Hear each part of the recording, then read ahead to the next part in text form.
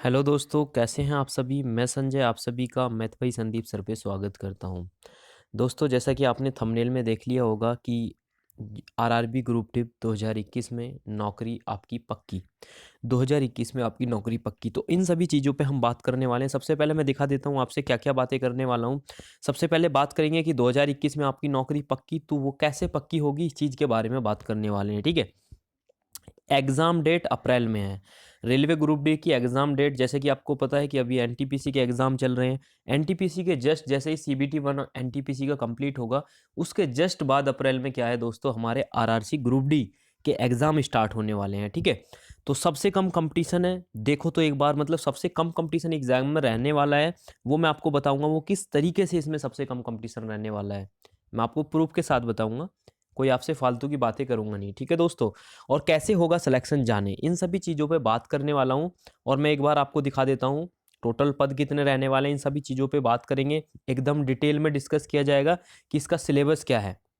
और सिलेबस मैं आपको दिखाऊंगा, ऐसे नहीं है सिलेबस बता दिया आपको कि जनरल साइंस के 25 क्वेश्चन है, मैथ के 25 हैं, तो वो मैं आपको टॉपिक्स भी दिखाने वाला हूँ इस वीडियो में कि किस किस टॉपिक से क्वेश्चन पूछे जाएंगे। जैसे कि आप देख सकते हैं, मैंने लास्ट में सिलेबस ऐड किया हुआ है, और सिलेबस के साथ साथ मैंने ना टॉपिक्स लिखे हुए हैं, जिससे कि आपको पढ़ने में बहुत आसानी होगी। ठीक है दोस्तों, तो इन सब चीज़ों पर डिटेल में बात करने वाले हैं हम। तो सबसे पहले बात करते हैं रेलवे डी ग्रुप के बारे में कि आपकी नौकरी 2021 में पक्की कैसे होगी।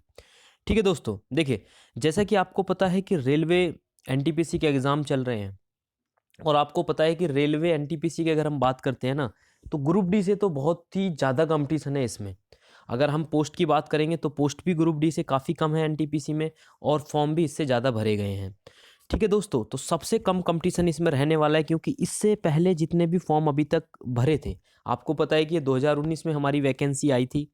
और जब ये फॉर्म भरे गए थे, तो फॉर्म भरने से अब तक दोस्तों कितने बच्चे फॉर्म भरने के बाद किसी और चीज़ में सिलेक्शन ले चुके होंगे। जैसे कि आपको पता है यूपी पुलिस में कुछ लोग लग चुके हैं, एसएससी जीडी में लग चुके हैं, या और भी हमारी बहुत सी वैकेंसीज क्लियर हुई हैं, उनमें भी स्टूडेंट जा चुके हैं।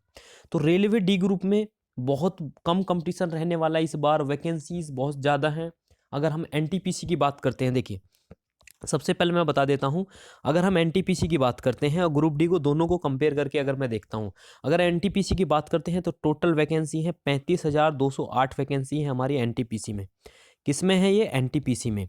अगर मैं बात करता हूं कि टोटल फॉर्म कितने फिल किए गए हैं, तो टोटल फॉर्म है 1.26 करोड़। इतने फॉर्म भरे गए हैं, आप देख सकते हैं एनटीपीसी में 35,208 वैकेंसी हैं, और 1.26 करोड़ इतने फॉर्म इसमें फिल किए गए हैं।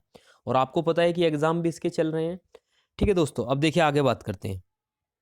अब देखिए, मैं आपको बता देता हूँ कि एनटीपीसी के बारे में मैंने आपसे बात की। अब देखिए रेलवे डी ग्रुप के बारे में मैं आपको कंपटीशन दिखा देता हूँ। आपने देख लिया एनटीपीसी में 35,208 फॉर्म भरे गए हैं, टोटल वैकेंसी है 1.26 करोड़ इसमें फॉर्म फिल किए हैं, और एग्जाम इसके ऑलरेडी चल रहे हैं। अब देखिए ग्रुप डी के बारे में बात करते हैं। अगर हम रेलवे डी ग्रुप की बात करते हैं, तो रेलवे डी ग्रुप में पद कितने हैं, 1,03,769 पद हैं। तो इससे कितने हैं, अगर हम देखा जाए मोटा मोटा हिसाब लगाएं, तो एनटीपीसी के जितने फॉर्म है ना, उससे 3 टाइम्स हैं। मतलब उससे 3 गुना फॉर्म है किसमें, रेलवे डी ग्रुप में। तो पता लगा आपको कंपटीशन कितना हल्का रहने वाला है दोस्तों। और देखिए 1.26 करोड़ थे फॉर्म किसमें, एनटीपीसी में, और रेलवे ग्रुप डी में कितने आपको उससे देख सकते हैं, 1.15 करोड़ इसमें दोस्तों कुल फॉर्म है। तो आप देख सकते हैं कि रेलवे ग्रुप डी में कितना कंपटीशन है। मैं मानता हूं जो भी हमारे भाई बहन हैं जिसकी भी तैयारी नहीं हो पाई है अच्छे से एनटीपीसी के लिए, जिनकी हो गई है, जो क्लियर कर रहे हैं एग्जाम को, बहुत अच्छी बात है, कॉन्ग्रेचुलेसन उनको एडवांस में। अगर जो क्लियर नहीं कर पाते हैं तो दोस्तों अपना एम सेट कर लीजिए, क्योंकि ग्रुप डी आने वाला है। और आपको पता है सिर्फ एक एग्जाम ही होता है इसमें, और कुछ नहीं होता है। एग्जाम देंगे जैसे ही आप ये क्वालिफाई करेंगे, उसके बाद नॉर्मल सा फिजिकल होगा, और वो आप आसानी से क्लियर कर लेंगे, और 3 गुना बच्चे लिए जाएंगे दोस्तों। आपको पता है कि 1,03,000 है, लगभग 3 लाख प्लस स्टूडेंट रिटन में क्वालिफाई किए जाएंगे। तो बहुत अच्छा मौका है दोस्तों, ये आपको अपने हाथ से जाने नहीं देना है।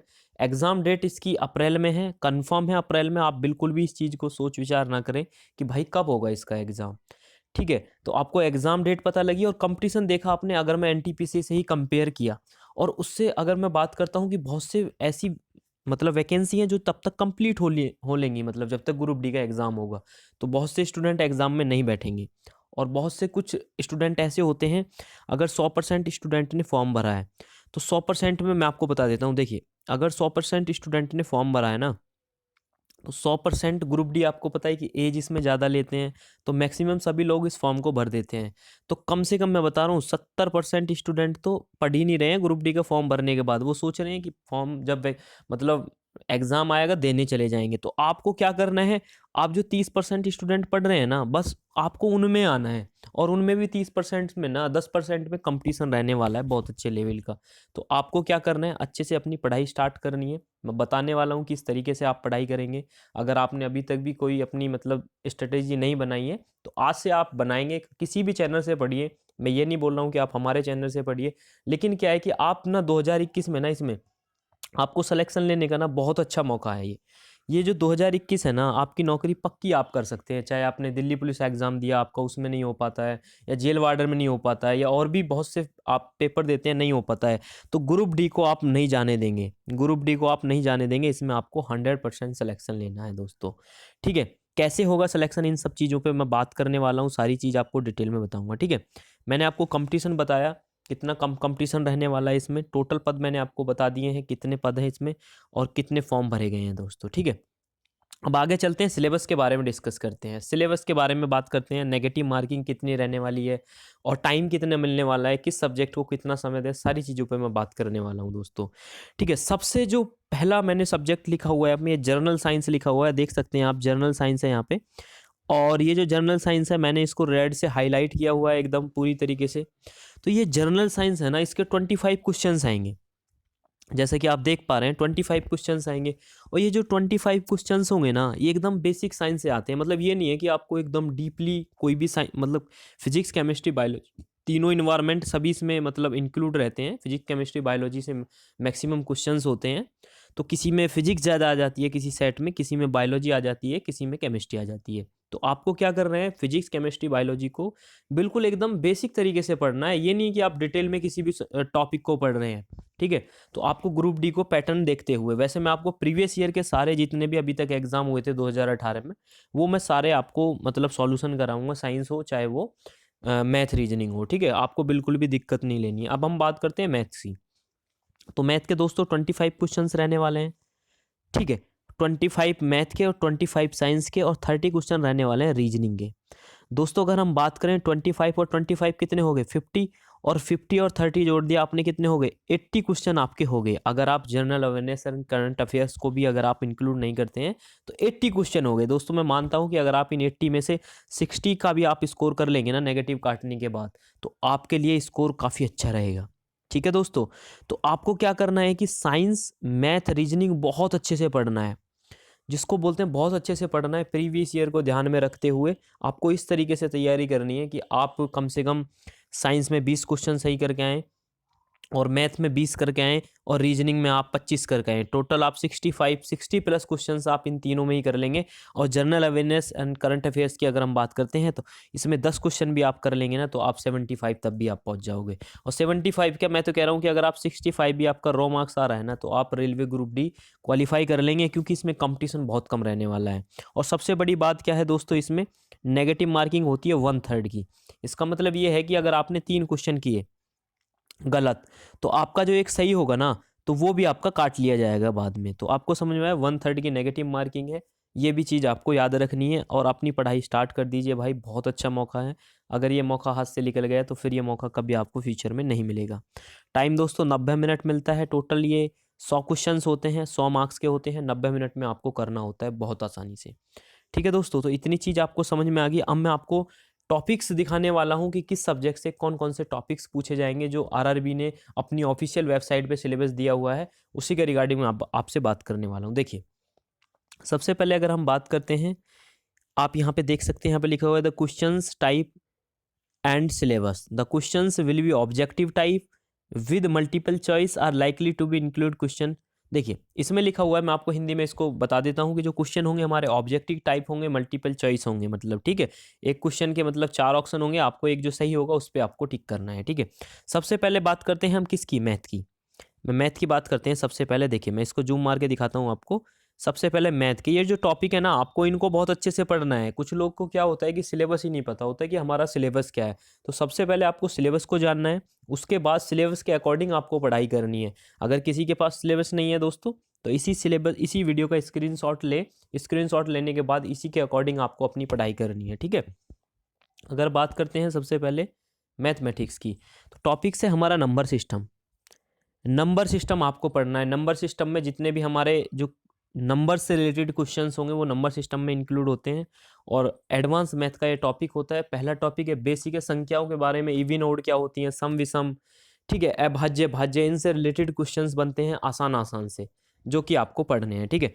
उसके बाद बोर्ड मास होता है, bracket of divide multiple addition subtraction. आपको इसमें बोर्ड मास का ज्ञान करना होता है कि पहले हमें अगर कोई इक्वेशन आपको दे देगा तो उसमें आपसे पूछ लेगा कि आपको जैसे 2+3 डिवाइड बाई 4 लिखा हुआ है, तो आपको इसमें बोर्ड मास रूल लगाना है। तो सबसे पहले आप डिवाइड को सॉल्व करेंगे, ठीक है। ब्रैकेट को करते हैं, उसके बाद ऑफ को करते हैं, उसके बाद डिवाइड को करते हैं, उसके बाद मल्टीप्लाई को करते हैं, ठीक है। उसके बाद डेसिमल पढ़ना है। डेसिमल को हिंदी में बोलते हैं दोस्तों दशमलव। फ्रैक्शन पढ़ने हैं आपको, भिन्न। बहुत आसान आसान क्वेश्चंस हैं, बेसिक बेसिक क्वेश्चंस आपको पढ़ने हैं। ये नहीं कि आप फ्रैक्शन को बहुत ज़्यादा डिटेल में पढ़ रहे हैं। एलसीएम आपको निकालना आना चाहिए। एलसीएम की फुल फॉर्म की अगर हम बात करते हैं, लिस्ट कॉमन फैक्टर होता है, हाईएस्ट कॉमन फैक्टर होता है, एचसीएफ, ठीक है। रेशो एंड प्रोपोर्शन आपको पढ़ना है कि रेशो से रिलेटेड जो क्वेश्चंस होंगे वो आपको पढ़ने हैं दोस्तों। परसेंटेज पढ़ना है। और दोस्तों हाँ, मेंसुरेशन इसमें पढ़ना है आपको। मेंसुरेशन बोले तो 2D और 3D दोनों आपको पढ़ने हैं। क्वेश्चंस आपको देखने के लिए मिलते हैं, चाहे वो 2D हो या 3D हो, दोनों से। टाइम एंड वर्क आपको पढ़ना है। टाइम एंड डिस्टेंस पढ़ना है। SI एंड CI आपको पढ़ना है। प्रॉफिट लॉस पढ़ना है।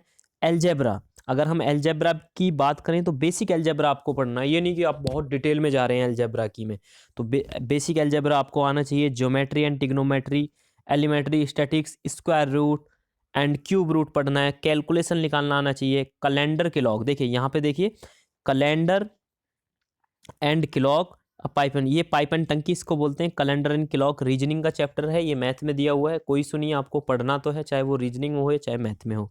तो मैं आपको बता देता हूँ, ये मैथ के सभी टॉपिक्स हैं। ये जितने भी टॉपिक्स हैं ना मैथ के, आपको इनको बहुत अच्छे से अपनी कॉपी में नोट करना है। नोट करने के बाद ना आपको इनको 1 बाय 1 सभी को पढ़ते जाना है। चाहे वो आप किसी भी यूट्यूब चैनल से पढ़ें, चाहे वो हमारे चैनल से आप पढ़ें, चाहे किसी भी चैनल से पढ़ें, लेकिन भाई अच्छे तरीके से आप अपनी पढ़ाई करिए, स्ट्रेटेजी बना के, ताकि आप इसको अच्छे से पढ़ पाएँ और आपका सिलेक्शन हो। क्योंकि ये जो रेलवे डी ग्रुप की जो वैकेंसी है ना, बहुत बड़े अमाउंट में वैकेंसी है, 1 लाख प्लस वैकेंसी है। तो इसमें दोस्तों बहुत ही सिलेक्शन होने वाले हैं। तो आप भी अपना सिलेक्शन कर पाएंगे अगर आप अच्छे से रणनीति बना के आप पढ़ेंगे। ये नहीं है कि आप हवाबाजी में पढ़ रहे हैं, सिलेबस क्या है पढ़ क्या रहे हैं। तो सबसे पहले मैंने आपको इस वीडियो में सिलेबस भी दिखाया है, और मैं आपको बताऊंगा कि मैं आपकी तैयारी में क्या हेल्प करने वाला हूँ। अगर आप वीडियो में कमेंट बॉक्स में भी अपनी बात जरूर बताएं कि आप क्या चाहते हैं, मैं आपकी क्या हेल्प करूँ, कौन सा सब्जेक्ट आपको बताऊँ, ठीक है दोस्तों।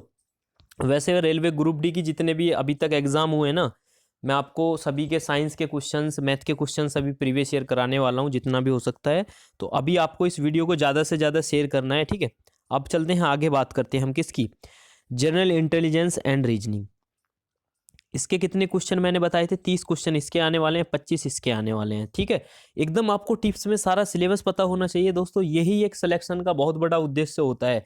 क्योंकि अगर आप रणनीति नहीं बनाओगे तो सिलेक्शन से आप बहुत पीछे हो जाओगे। क्योंकि अगर आपको अच्छे से अपना एग्जाम देना है तो सबसे पहले रणनीति बनाइए। देखिए, रीजनिंग की अगर हम बात करते हैं टॉपिक्स की, रीजनिंग के कौन कौन से टॉपिक्स पढ़ते हैं देख लेते हैं एक बार। देखिए, तो जो रीजनिंग के हमारे टॉपिक्स रहने वाले हैं दोस्तों, एनालॉगी है, अल्फ़ाबेट एंड नंबर सीरीज है, कोडिंग डिकोडिंग है, मैथमेटिकल ऑपरेशंस हैं, रिलेशनशिप है, जम्बलिंग है। ये सभी हमारे टॉपिक्स हैं। जो जितने भी बेसिक्स हैं सारे टॉपिक्स आप पढ़ते होंगे, लेकिन आपको इन टॉपिक्स को एक बार लिखना है अच्छे से, और अच्छे से आपको पढ़ना है, ठीक है दोस्तों। जैसे आपको वेन डायग्राम पता होना चाहिए कि ये किसका है, जो वेन डायग्राम्स वाले क्वेश्चंस आते हैं, ठीक है। और आपको मैं बता देता हूँ, मैथमेटिकल ऑपरेशंस कुछ नहीं है, ये बिल्कुल आसान टॉपिक होता है, ठीक है। मैथमेटिकल्स जो ऑपरेशंस का मतलब है, इक्वेशन दी होगी उसमें प्लस माइनस चेंज करके ही आपको सॉल्व करना होता है, ठीक है। तो मैथ रीजनिंग आपने बहुत पढ़ा भी है और पढ़ भी रहे हैं, लेकिन आप एक बार इन कुछ टॉपिक्स को देखने के बाद में ना अच्छे से इसको पढ़िए, जिससे कि आपको और आसानी मिले, ठीक है। अगर हम बात करते हैं जनरल साइंस, तो जनरल साइंस आप देखिए क्या लिखा हुआ है। ये सबसे मेन चीज़, the syllabus under the sell cover physics, chemistry and life science of 10th standard level CBSE। अगर मैं बात करता हूँ दोस्तों सिलेबस की, किसकी, फिजिक्स की, केमिस्ट्री की या फिर लाइफ साइंस की, तो कितने 10वीं के लेवल की आपसे पूछी जाएगी, 10वीं के लेवल की आपसे पूछी जाएगी। और सीबीएसई बोर्ड की जो 10वीं की हमारी 10वीं तक की बुक्स होती है ना, अगर आप वो भी पढ़ लेंगे तो काम चल जाएगा, कोई इशू नहीं है। तो आपको एक बात पता लगी कि जो हमारी साइंस आएगी ना, फिजिक्स, केमिस्ट्री और लाइफ साइंस, हम बायोलॉजी को बोलते हैं, आपको कंफ्यूज नहीं होना है कि ये बायोलॉजी हमारी क्या है। तो ये बायोलॉजी को ही लाइफ साइंस बोलते हैं, मतलब अपनी लाइफ के बारे में, मानव के बारे में पढ़ना है। और बेसिक क्वेश्चंस आपको पता होने चाहिए कि एक्चुअल में अगर आप फिजिक्स पढ़ रहे हैं, अगर इलेक्ट्रिसिटी आपने टॉपिक पढ़ा है, तो आपको इलेक्ट्रिसिटी के बारे में जितने भी बेसिक कॉन्सेप्ट है ना, आपको पता होना चाहिए कि ओम क्या होता है, पैरेलल क्या होता है, सीरीज क्या होता है। दोस्तों इस प्रकार के क्वेश्चंस पूछे जाते हैं रेलवे में। रेलवे क्या है कि साइंस 25 क्वेश्चन आपको अलग से पूछ रहा है, तो आप समझ सकते हैं कि साइंस के बेसिक्स क्वेश्चन आएंगे या फिर कैसे भी आए, तो आपको साइंस को पढ़ना है बहुत अच्छे से, और साइंस ही आपका सिलेक्शन कराएगी दोस्तों।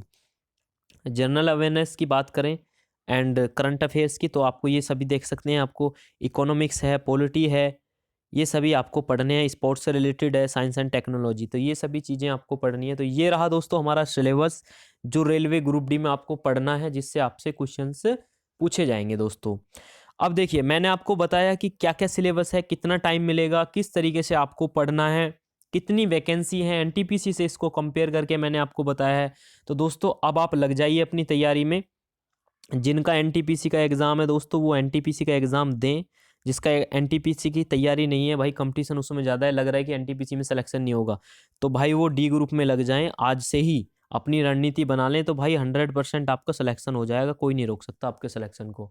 और इस वीडियो में आपको जब लास्ट तक आपने देखी है, तो आप वीडियो में कमेंट करके जाएँ दोस्तों कि आपको किस प्रकार की हेल्प चाहिए हमारे इस छोटे से चैनल से, क्योंकि मैं आपको साइंस भी कराने वाला हूँ, और जितने भी प्रीवियस ईयर क्वेश्चंस अभी तक हुए हैं, चाहे रेलवे डी ग्रुप में हो या एनटीपीसी में जो पूछे जाएंगे, मैं सारे क्वेश्चंस आपको कराने वाला हूँ।